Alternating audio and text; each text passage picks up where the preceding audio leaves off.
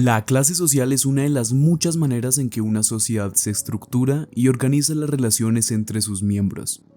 Más allá de ser una simple medida de riqueza, el sistema de clases ordena a las personas según su valor percibido, a menudo basado en su estatus social.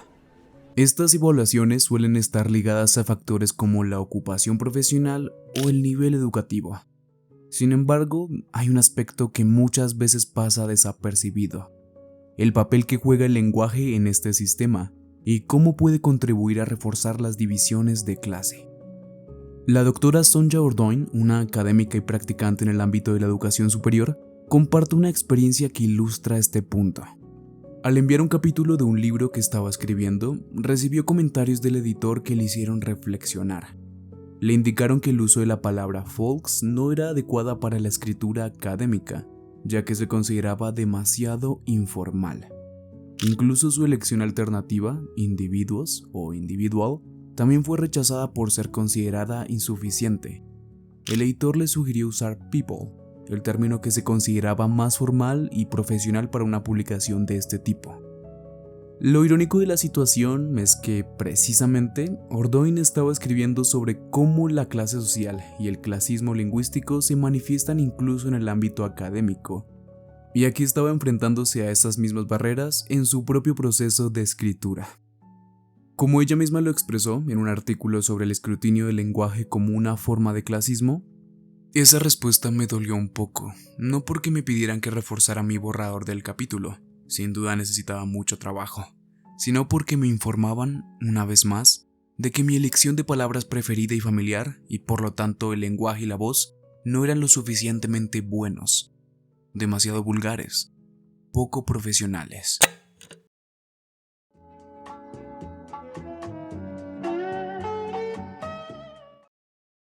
¿Quién tiene la autoridad para decidir qué lenguaje es adecuado o lo suficientemente formal? ¿Alguna vez has reflexionado sobre cómo evalúas tu forma de hablar o la de los demás en el trabajo? Estas son algunas de las preguntas que Sonja Ordoin plantea al final de su artículo y que considero valiosas para detenerse a pensar.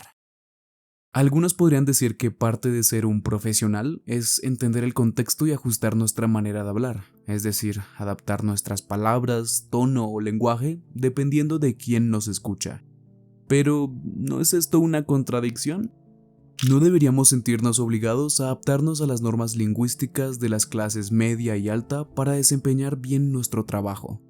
¿Por qué parece tan difícil ser un buen profesional y al mismo tiempo mantener nuestra autenticidad al hablar? El lenguaje no es solo una herramienta de comunicación diaria, sino que también puede servir para reforzar las divisiones de clase.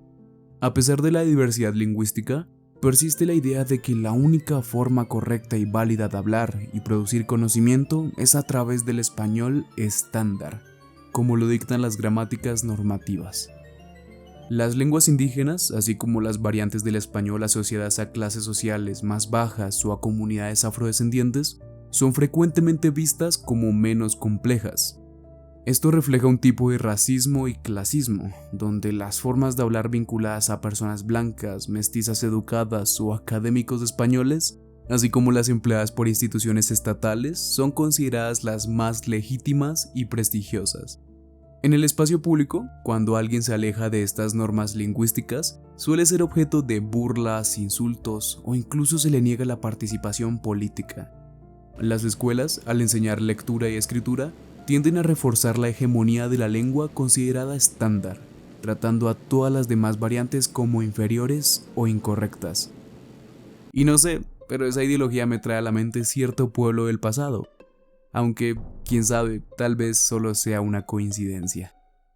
En sociedades multilingües, estas divisiones lingüísticas suelen ir de la mano con otras divisiones sociales. Los grupos indígenas que hablan sus lenguas nativas a menudo enfrentan discriminación en comparación con aquellos de mayor estatus en las ciudades, que suelen hablar lenguas mayoritarias.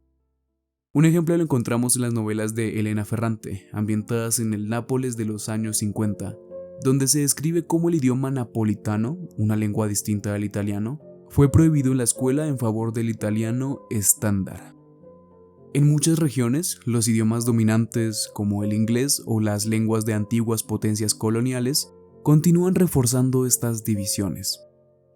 Las barreras lingüísticas dificultan que las personas avancen en sus estudios o carreras profesionales.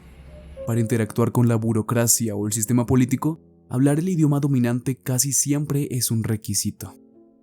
Así, las divisiones de clases se perpetúan de generación en generación, ya que los hablantes de lenguas minoritarias son vistos como menos aptos para participar plenamente en la sociedad. Curiosamente, la intolerancia lingüística se muestra con más fuerza cuando se trata de variaciones dentro de una misma lengua. Por ejemplo, los británicos a menudo se incomodan al escuchar lo que llaman americanismos, palabras o frases que son comunes en el inglés estadounidense. Los seres humanos somos hábiles para crear divisiones, muchas veces basadas en detalles insignificantes, como la pronunciación de una palabra. Incluso si lográramos imponer un idioma global, encontraríamos otras formas de discriminar basándonos en diferentes factores. El lenguaje refleja no solo nuestra herencia cultural, sino también prejuicios racistas y clasistas. Es importante reflexionar sobre ello y estar dispuestos a dejar de lado aquellas palabras y frases que menosprecian a otros, e incluso a nosotros mismos. Hay muchas ideas que nos han mantenido engañados, haciéndonos creer que algunas culturas son más valiosas que otras. Oh, what's this, you ask? Just some black coffee. I don't really like sugar or creamer. People who do aren't real coffee drinkers. I love black coffee. You know what else I love? Classic literature. I love Janine Austen and Oscar Wilde.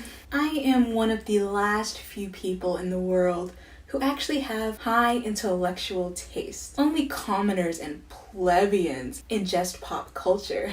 Twilight who?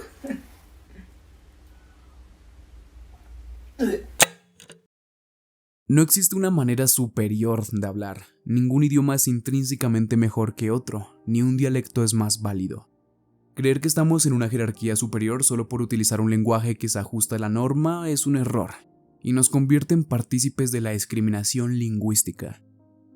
Muchas veces descartamos y juzgamos las palabras que utilizan ciertas personas porque consideramos que nuestras expresiones pertenecen a un lenguaje culto, sin darnos cuenta de que parte del vocabulario que usamos a diario puede ser considerado vulgar, en su sentido popular. De hecho, las palabras que se emplean en comunidades pequeñas a menudo tienen raíces más cercanas a la tradición latina, y en muchos casos son verdaderos cultismos.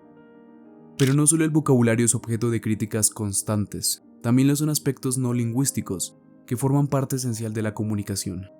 Elementos como el tiempo que tomamos para hablar, el tono que usamos y la proximidad con el oyente son juzgados y etiquetados, creando falsas ideas de pureza en la manera de comunicarse. Sin embargo, la realidad es que nada ni nadie es completamente puro.